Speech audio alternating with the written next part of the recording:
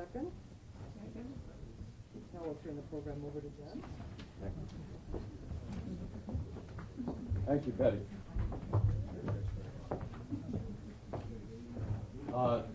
Tonight, Paul Turney will talk to us on Bayview's first settlers, evidence of the American Indian in Bayview.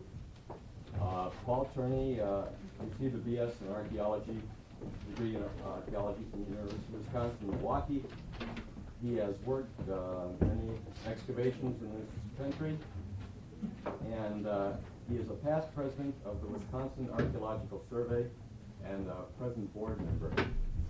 He's also the recipient of an award that the Wisconsin Archaeological Survey awards intermittently for people who have done outstanding contributions in field work to the archaeological history of Wisconsin.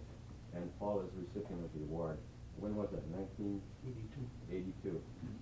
I turn the program to Paul Turney.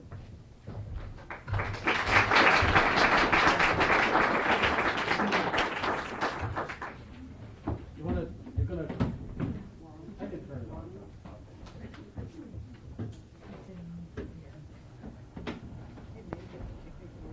Can everyone see that with the lights on? I'll turn some of them off anyway.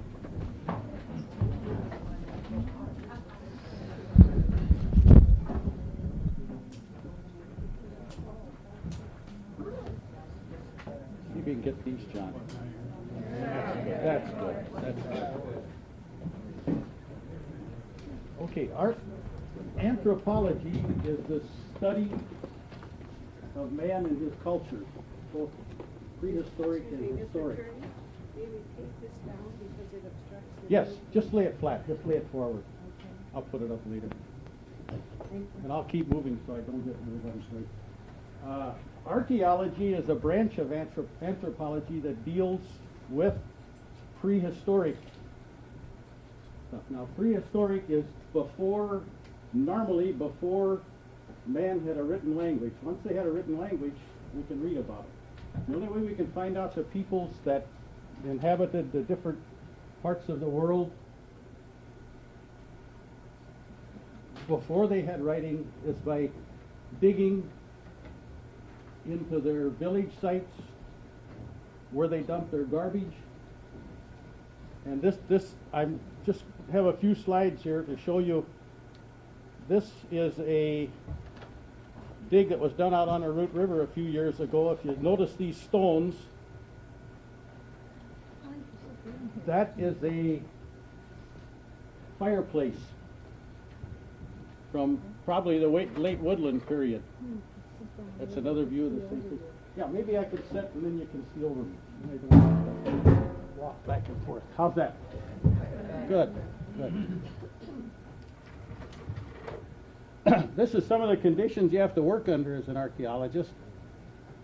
This is out along the Root River. You can see it's in the woods. We had to chop down some small trees and all to dig. And how this site was found was by doing a survey of this river basin where the Root River is and finding stuff in the plowed fields. Then we dug up on this hilltop just out of the plowed fields.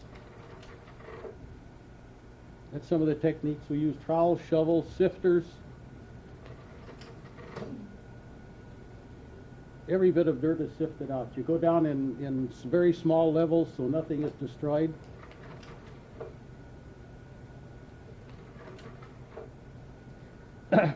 This was a salvage dig we did at Pipe, Wisconsin. There was a gravel pit, and we salvaged these burials before they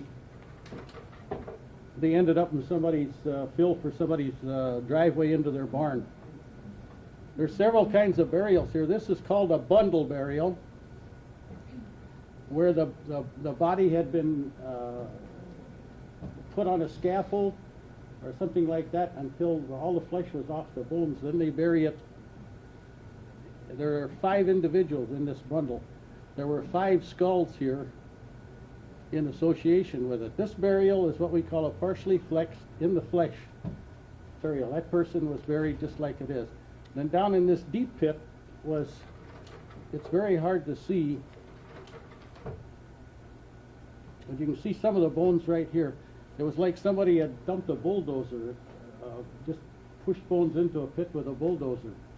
What this probably is an ossuary, and we know from reading some of the Jesuit relations, the Jesuit fathers that were in Canada and all wrote about this, and the Huron Indians had what they called the Feast of the Dead. And they would bring, every so many years, they would bring the bodies and bury them in one huge pit. Some of them had been gone for a long time, but this was just pieces and bits of human burials. And this was a salvage thing, to, you know, because the next day the bulldozer took everything in there that was out. Where was that, did you say? That was at Pike, Wisconsin, on the east shore of Lake Winnebago. Now, there were many cultures in the Bayview area.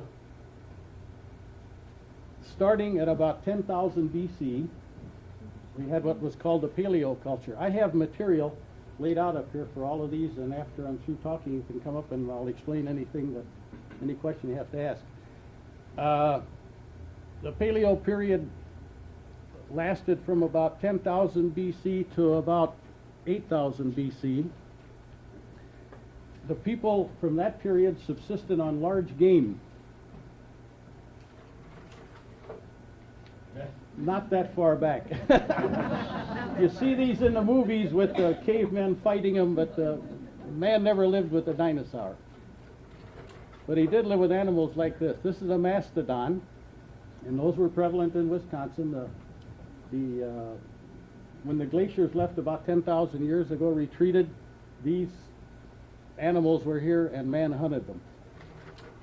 Also hunted what's called the ground sloth. This was a pretty large animal, stood about 8 feet tall when he stood up. And this is part of an ancient bison that was much larger than the plains buffalo of later years. But this was primarily the food source of these Paleo Indians. Later, just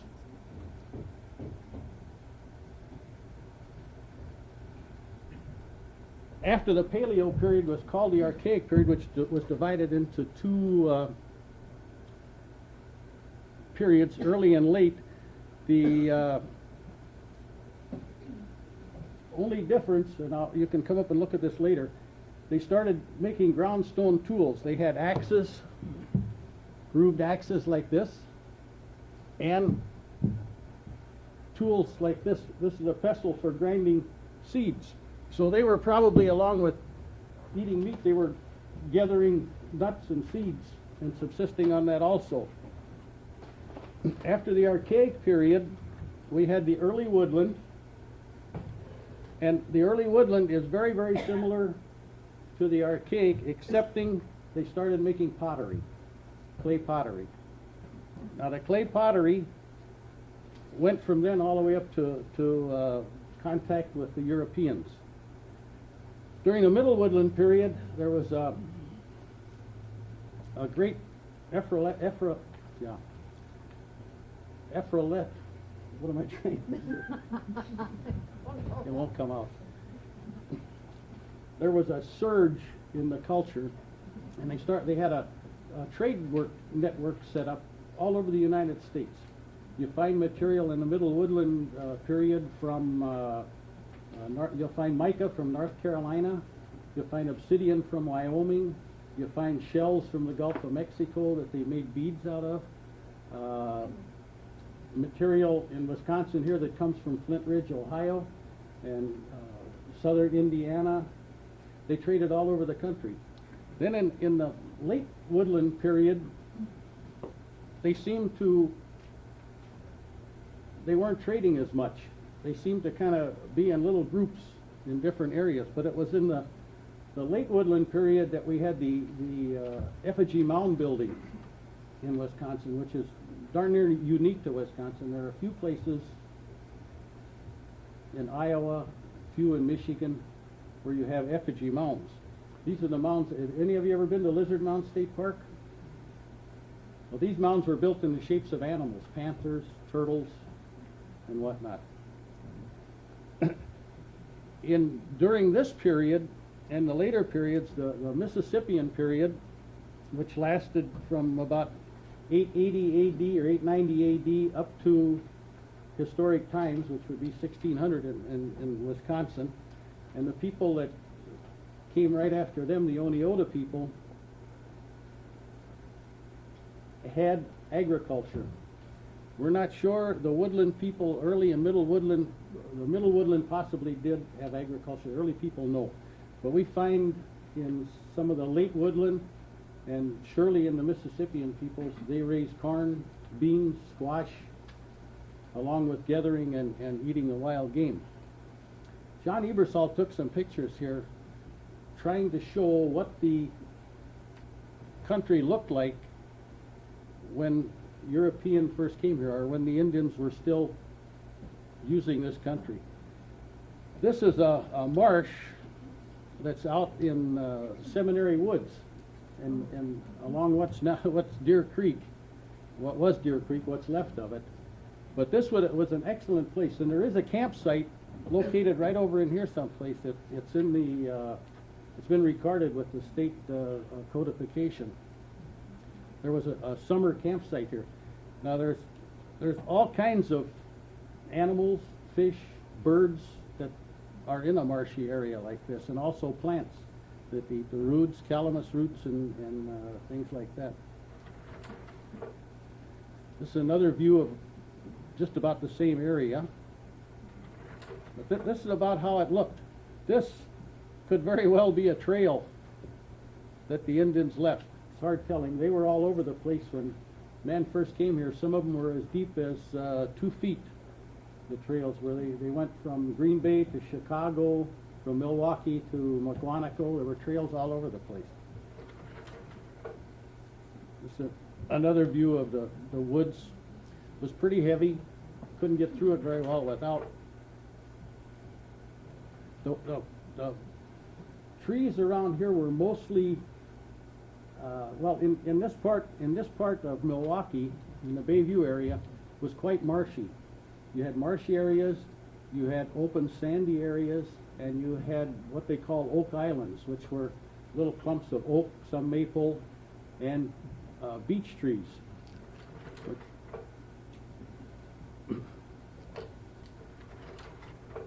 Now these are beech trees.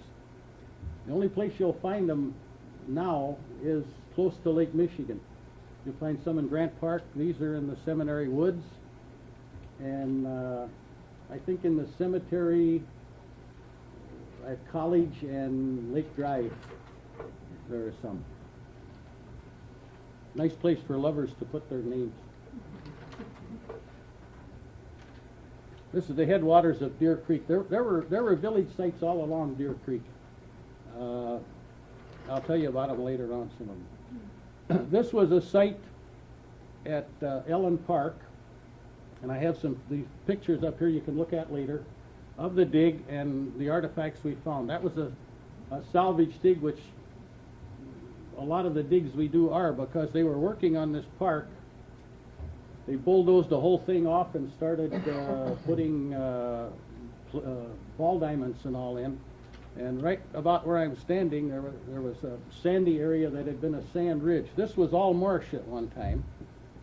And like I said, they like to camp around the marshes. And then on this side, there was a small creek that ran through. And then this sandy hill in there was where their campsite was. Where is that located? Ellen Park. Where is it? That's at Ellen and Ohio. Jumper's Field, it has different names. But I found that in 1982? 83. Had to get permission from the city engineer, and we spent 3 days there, about 2 jumps ahead of the landscaper that was doing the filling and the landscaping. This is a picture taken from one of the ramps coming off the Hone Bridge. You probably recognize this area in here is where the Army Reserve is now. This was all a marsh all through here. It was a huge marsh that was part of Deer Creek. And there were sites up, this is Lincoln Avenue here, and just about where my pointer is, there were historic burials came out when they worked on a house there, and then on Woodward Street just off of Lincoln, there was another burial dug up when they were digging a house. You can find these things all over. There's a point up here on the table that a lady found in her backyard digging in her garden. And you never know, so you should keep your eyes open. This is Jim King's old parking lot, the used car lot. That was a campsite. I'm sure it was what they called the Deer Creek Village, which a lot of people have heard of, that in the early history of Bayview it was a Potawatomi village, shown in many different places. I have a map someplace, I cannot find the doggone thing that shows it here. And there is a collection of material here, which I'll tell you about later, that comes right off of this site. This is just south of the power plant.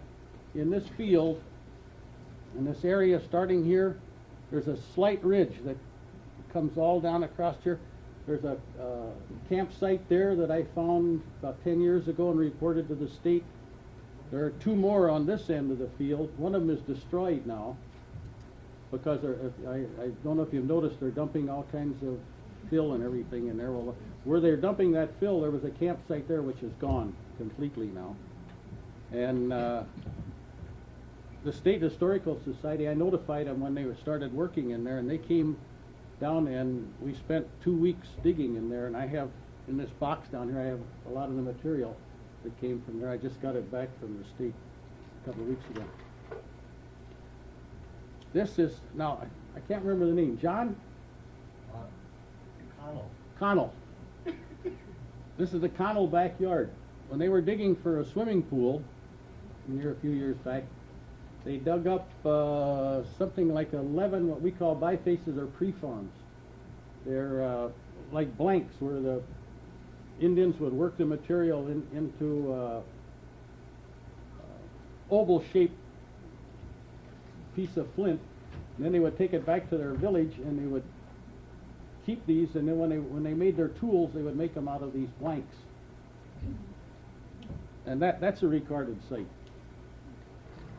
Where is that, Paul? What is the address there, John? Appears to be across from Sucker Park. I don't know the address. These piles of dirt are down behind Louis Alice, down near the river. But they came off of Jones Island when they started working on the new addition to the sewage plant down there. They were dragging this dirt up here. Now, we did a dig down there before they started the work. We were trying to find some evidence of the Potawatomi village that was there, but we didn't. And there's so much fill on Jones Island that it's terrible. I was just reading an article this morning.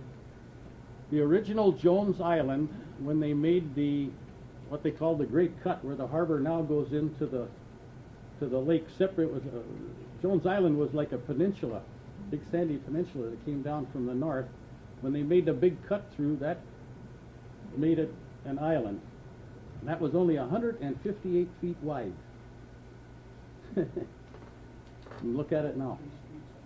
But in this backfill, I found quite a few things which I have up on the table here. I found net sinkers from the fishermen down there. They're made exactly like the net sinkers that the Indians made. And at first I thought I had Indian artifacts, but when I found so many of them, then I found them in conjunction with pottery, dishes, china dishes and whatnot, and even an old gun that I knew they weren't Indian. And then I did a little research and found out that the Polish fishermen down there did use stone net sinkers on their nets. When this is an example of how you can find this stuff where you least expect it. John Ebersol was doing some work in his a house he owns on Superior Street, or Lakeshore Drive. South Shore Drive. And the front of this house had a foundation that was just setting on the ground. When John started tearing that out to put a basement underneath, he started running into chips, and where the Indians had made flint tools there. And he has, those are up here too, you can look at later on. He found one little tool that's kind of a graver, scraper type thing, but it was, everything was right under the foundation where they had just set the bricks right on top of the sand that was there. And that was probably a site, and that's all that was left of it, because everything else around it had been disturbed. There's some of the chips. That's the tool he found, and that's some of the chips. And there's a lot of the chips. That looks like a graver almost, John, but that's the tool. These are all flakes from where they took a pebble from down on the lake and sat there and chipped it into an arrowhead or something. If you find something like that in your backyard, be sure and let me know.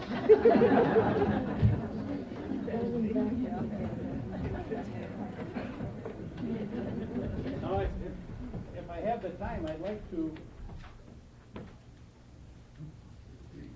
elaborate a little bit more on some of these sites and all.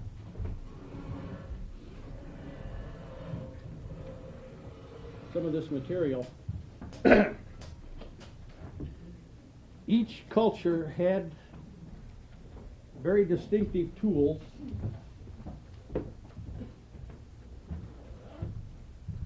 and they changed through time, and that's one of the ways we differentiate between the different cultures.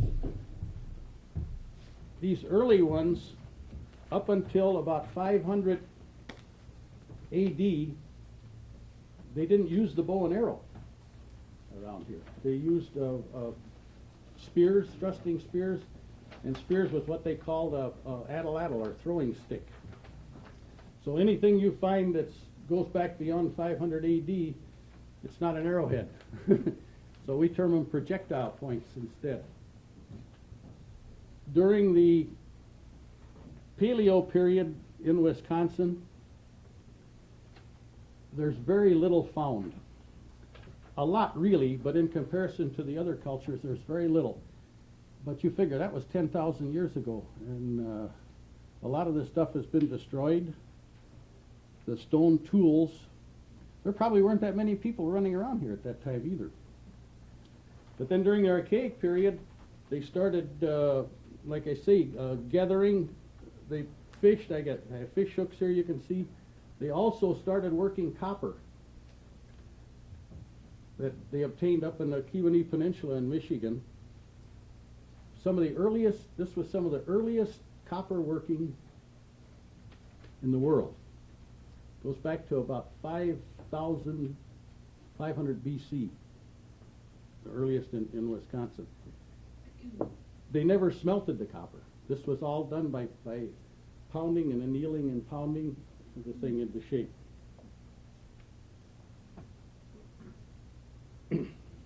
Getting up to more into Bayview,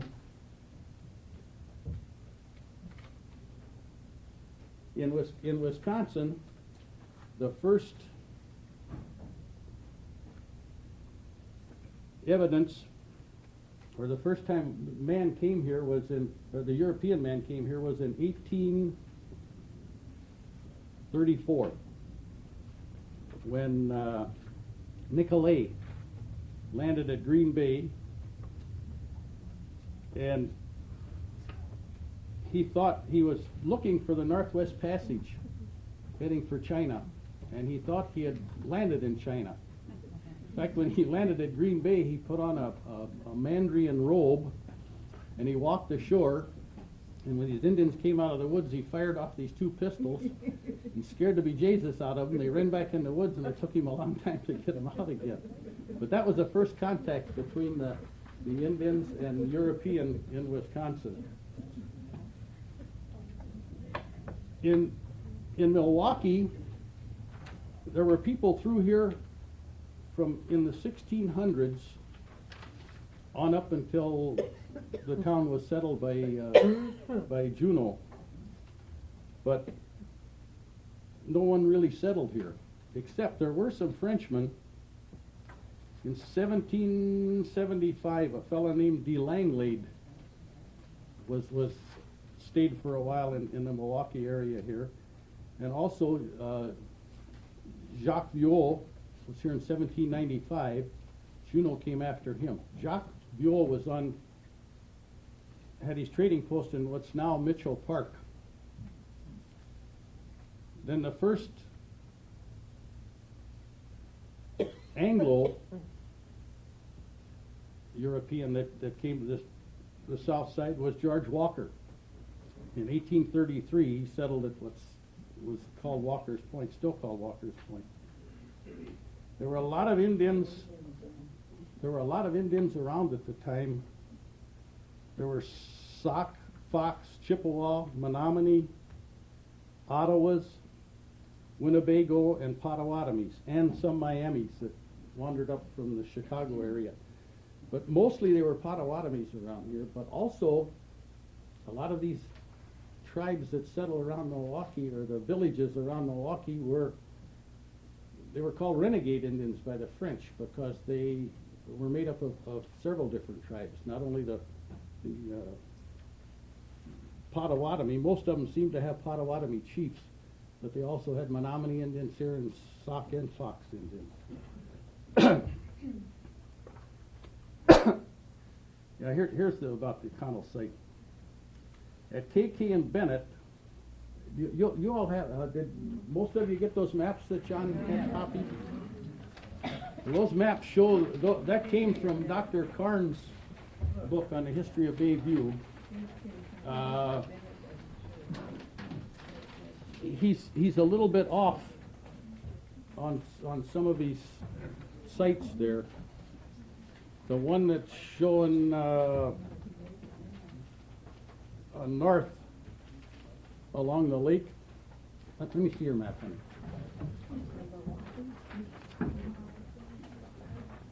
Yeah, that would be number 1 on the map here. Onatissau's village. That was the one that was located on Jones Island. That was not on the mainland. That's the one that was located on Jones Island. The rest of these are fairly accurate. There was a mound group at number 4, which was called the Chase Mounds.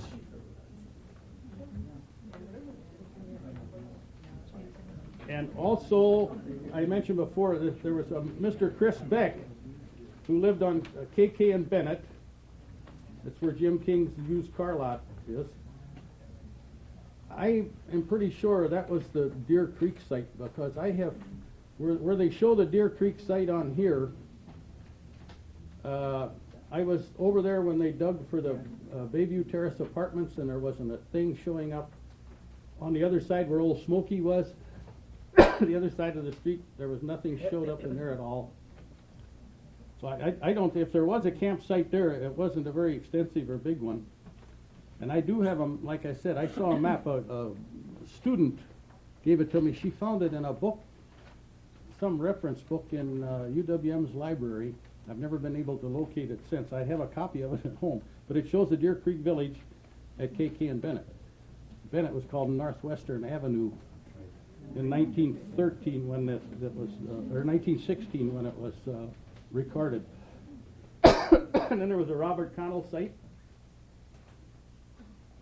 on Superior Street.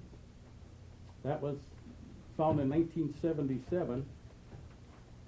And there's a record of it in an unpublished manuscript by Greg James, but it's never been published otherwise. There are sites that I have found. Ellen Park was one I mentioned. This is a picture of the digging we did and all there. At the power plant out in St. Francis, I have many artifacts off that site. Out by the airport, the garden plots by the airport, there's a beautiful campsite on there. I have about 30 arrowheads that I found off of that site. And then, of course, Jones Island, I have a few arrowheads I didn't bring along tonight, but off of Jones Island, and also these net sinkers and the stuff from the shoot fishermen. Then, after the European came in contact with the Indian, they started trading with them. And the Indian immediately quit making his clay pottery because the copper and iron pots were much more durable. And they started using guns. They quit making arrowheads.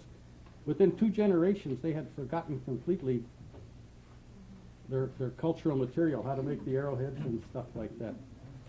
It's a very sad thing because they became so dependent on the European traders that when the beaver started to die out in this part of the country and the fur traders moved further west, the Indian had nothing to subsist on here.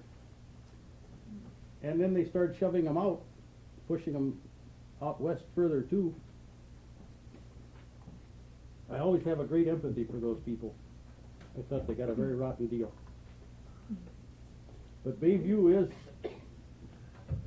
you can go darn near any place in Bayview and find something. I was digging in my yard a couple of years back. I found one little flake like that in my yard. And if my wife would let me, I'd dig up the